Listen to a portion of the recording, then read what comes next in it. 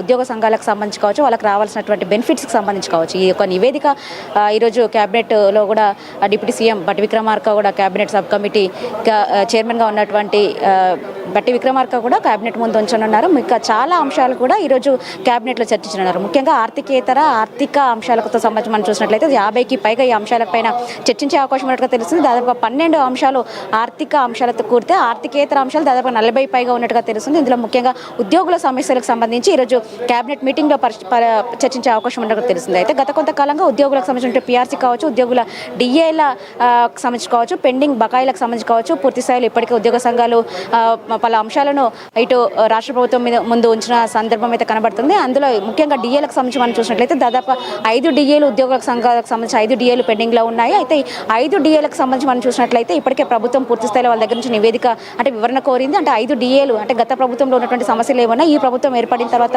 ఎలాంటి సమస్యలు ఏర్పడాయి పూర్తి స్థాయిలో వాళ్ళ దగ్గర ఒక నివేదిక తెప్పించుకొని అయితే ఇప్పటికే నివేదిక పూర్తి చేసుకున్న సందర్భం అయితే కనబడుతుంది. అయితే ఈ అంశానికి మనం చూసినట్లయితే ఉద్యోగులకు సంబంధించి 5 డిఏలు పెండింగ్లో ఉంటే గత ప్రభుత్వం సంబంధించినటువంటి హయాంలో ఇవ్వాల్సినటువంటి 3 డిఏలు పెండింగ్లో ఉంటాయి. ఈ ప్రభుత్వం వచ్చిన తర్వాత ఇవ్వాల్సినటువంటి 2 డిఏలు పూర్తి స్థాయిలో 5 డిఏలను ఇవ్వాలని చెప్పేసి ఇప్పటికే ఉద్యోగ సంఘాలు అడుగుతున్న పరిస్థితి కనబడుతుంది. అయితే ఇప్పటికే పూర్తి స్థాయిలో ఒక డిఏ ఇవ్వాలని చెప్పేసి ప్రభుత్వం నిర్ణయించుకున్నప్పటికీ మరొక డిఏను రిలీజ్ చేయాలా లేదా ఒకవేళ చేస్తే ఎప్పుడు చేయాలనే అంశానికి సంబంధించి ఇప్పుడు పూర్తి స్థాయిలో క్యాబినెట్ మీటింగ్లో చర్చించే అవకాశం ఉన్నట్టుగా తెలుస్తుంది. అయితే ఉద్యోగ సంఘాలతో భేటీ అయినప్పుడు మాత్రం వాళ్ళు మినిమం 3 డిఏలు రిలీజ్ చేస్తే కనుక బాగుంటుందని చెప్పేసి వాళ్ళు ఒక సలహా ఇచ్చినట్టుగా తెలుస్తుంది. ఇప్పుడు చూడాలి, ఇప్పుడు ఉద్యోగ సంఘాలు అడిగినట్టుగా వాళ్ళకు పూర్తి స్థాయిలో 3 డిఏలు ప్రభుత్వం అందిస్తుందా, లేదంటే ఆల్రెడీ ఇప్పటికే ఒక డిఏను పూర్తి స్థాయిలో ప్రభుత్వం ఇవ్వాలని చెప్పేసి నిర్ణయించుకున్నప్పటికీ 2వ డిఏ పైన చర్చించే అవకాశం ఉన్నట్టుగా తెలుస్తుంది. ఇప్పుడు క్యాబినెట్ సమావేశంలో ఎలాంటి నిర్ణయం తీసుకుంటారు ఉద్యోగులకు సంబంధించిన అంశంకి సంబంధించి పిఆర్సీకి కావచ్చు, బెనిఫిట్స్కి సంబంధించి కావచ్చు, ఇప్పటికే అంటే మరొక సంవత్సరం ఉద్యోగుల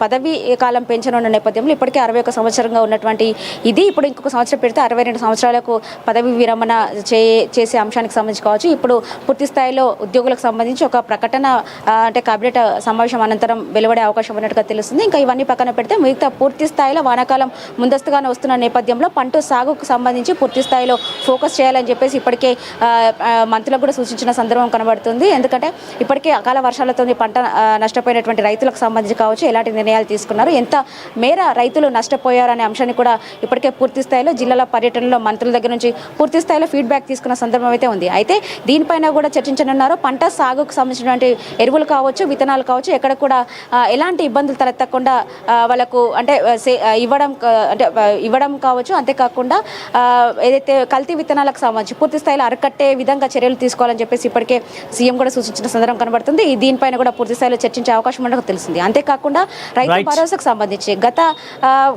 గత పోయినసారి ఇవ్వాల్సిన రైతు భరోసా ఇప్పటికీ పూర్తి స్థాయిలో రైతు భరోసా కంప్లీట్ చేయలేదు. ఎందుకంటే పూర్తి స్థాయిలో పంట సాగు చేసినటువంటి ప్రతి ఎకరాకి రైతు భరోసా ఇస్తామని చెప్పేసి అయితే రేపు లేదా ఎల్లుండి అదేవిధంగా సోమవారం ఈ యొక్క కాళేశ్వరం మీద ఇటు మంత్రులు ఈటెల రాజేందర్ అదేవిధంగా హరీష్ రావు అటు పక్క కేసీఆర్ ఇటు అటెండ్ అవుతున్న సందర్భంలో ఈ రోజే క్యాబినెట్లో కాళేశ్వరంపై పవర్ పాయింట్ ప్రజెంటేషన్ పెట్టడాన్ని మనం ఏ విధంగా చూడాలి, అదేవిధంగా దీంట్లో ఈ యొక్క పవర్ పాయింట్ ప్రజెంటేషన్లో ఎవరెవరు పాల్గొనే అవకాశాలు ఎక్కువగా కనిపిస్తూ ఉన్నాయి?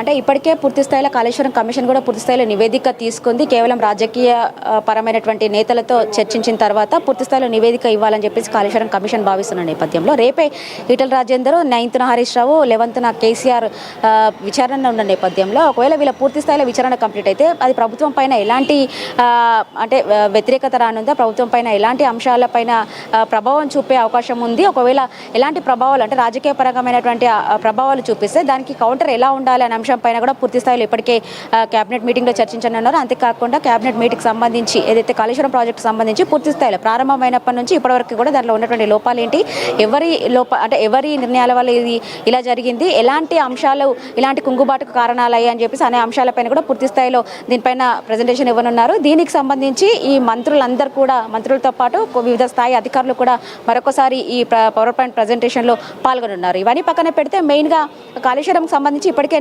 ఎన్డీఎస్సీ నివేదిక ఇచ్చింది. అంతేకాకుండా విజిలెన్స్ కూడా నివేదిక ఇచ్చింది.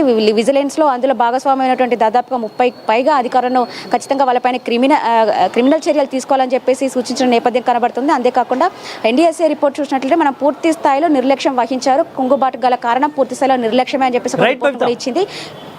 రైట్. అయితే ఆల్రెడీ కూడా కొంతమంది దాదాపు 5గురు ఐపీఎస్లు అయితే బదిలీ చేశారు. మళ్ళీ ఇంకా పెరిగే అవకాశాలు ఎక్కువగా ఉన్నాయి. ఈ ఒక్క క్యాబినెట్ తర్వాత ఆ అధికారుల బదిలీలు అనేవి మళ్ళీ ఇంకా పెరగబోయే అవకాశాలు ఏమైనా కనిపిస్తున్నాయి. మరి ముఖ్యంగా ఇటు ఉద్యోగుల విషయంలో డిఏ గురించి కూడా ఆలోచనలు సమాలోచనలు జరుగుతున్నట్టు ఉంది. సో ఉద్యోగుల పట్ల గవర్నమెంట్ ఎలాంటి ఆలోచన కలిగి ఉంది? ఖచ్చితంగా కొద్దిసేపటి క్రితం ఉద్యోగ సంఘాలు కూడా వాళ్ళతో మాట్లాడితే ఇప్పటికే ప్రభుత్వం సానుకూలంగా